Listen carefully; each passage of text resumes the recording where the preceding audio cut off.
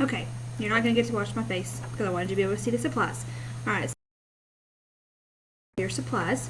You need to take your clear plastic cup and you need to get some sand. Some of the sand is kind of clumpy, but that'll be okay. You need to get your small cup full with some gravel.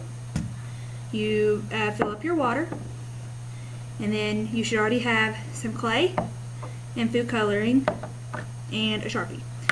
Okay, now guys, the food coloring, it will stain your clothes, so be careful. Okay, don't play around with it. Okay, so what you're going to do is you are going to put the sand in the bottom of your clear plastic cup. Make sure it covers. You only need a little less than an inch. Sorry. Okay, and then you're going to pour some water onto the sand, wetting it completely. But you do not want standing water. So since you have clumps, you need to be extra careful. Just pour little bits at a time and let it soak in. And that'll kind of help those clumps break up. But you do not want any standing water. So what you want to test for is if you tilt your cup, you don't want to see any water run out on the top.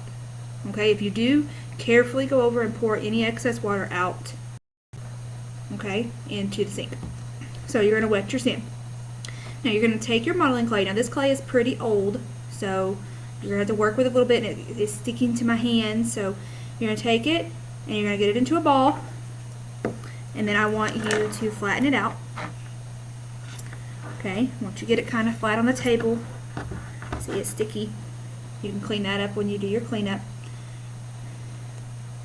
Spread it out. Ooh, you don't want to make a hole in it like I did, so I'm going to squish it back together and re-flatten it.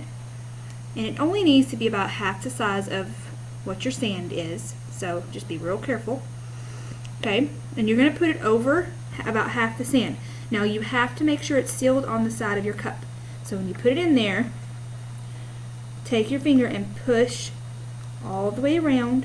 Don't want to push down into the sand, but take your clay, and see mine's a little bit, I have a hole right there that's not getting, I have a little bit too much water now. So see that excess water in there that's kind of pulling up? I'm going to go pour that out.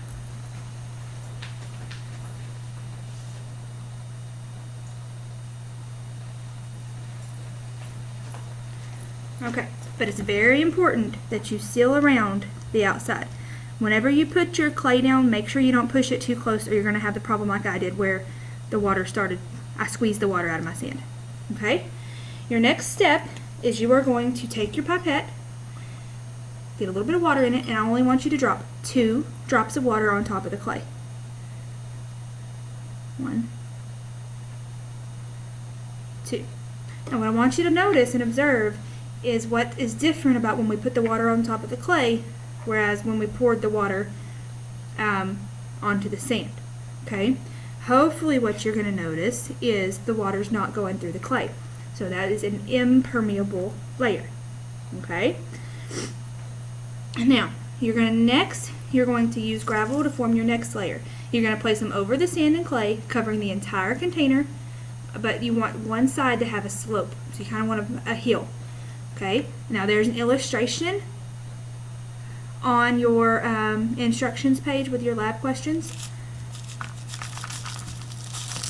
So I'm going to do, and I'm going to make sure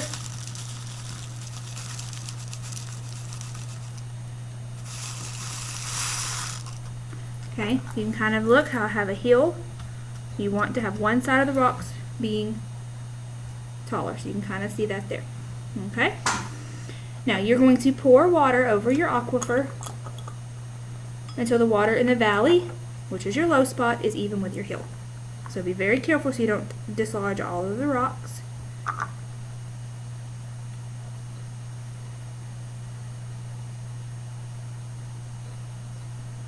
And you probably won't need all of your water. But what you should do, pour it till your water here is level with your high side of your rocks. Okay? Alright, now I want you to kind of get down on the side, and I want you to look at those spaces in between the rock. And I want you to see that there's water in there. Okay? So these rocks are permeable. They have porosity because they have spaces for the water to go into. Alright? Now, your next step, you're going to drop 4 drops, only 4, guys, and do not squirt it really hard or it's going to mess up your aquifer. So you're going to take your food coloring and drop 4 drops on top of the hill. 1, 2, 3, 4. And do not move your cup a lot. It will mess up the aquifer that you're going to be looking for. Okay? Now at this point, I want you to let it sit for a couple minutes. Alright, and then you are going to need to take a picture. Now you could draw the picture, or if you have a phone, you can take a picture and you can email it to yourself so that you can save it to your drive and insert it in here. Or if you would rather, you can use Google Drawings when you're filling in your, all that in there. Okay, so you're going to label, draw and color. So when you label, I want you to label where the pollution is. I want you to label where your impermeable layer is. I want you to layer your permeable layer, label your permeable layers. Okay, and remember, don't move your cup a lot. All right. Okay, now one step I forgot to tell you to do, and I'll make sure to tell you in a minute. You should have your name written on your cup. I mean, not your name, your table number.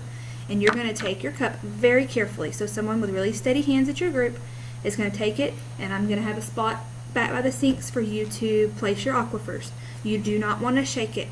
And we're going to leave it until next class period, and then we'll make some more observations. Okay?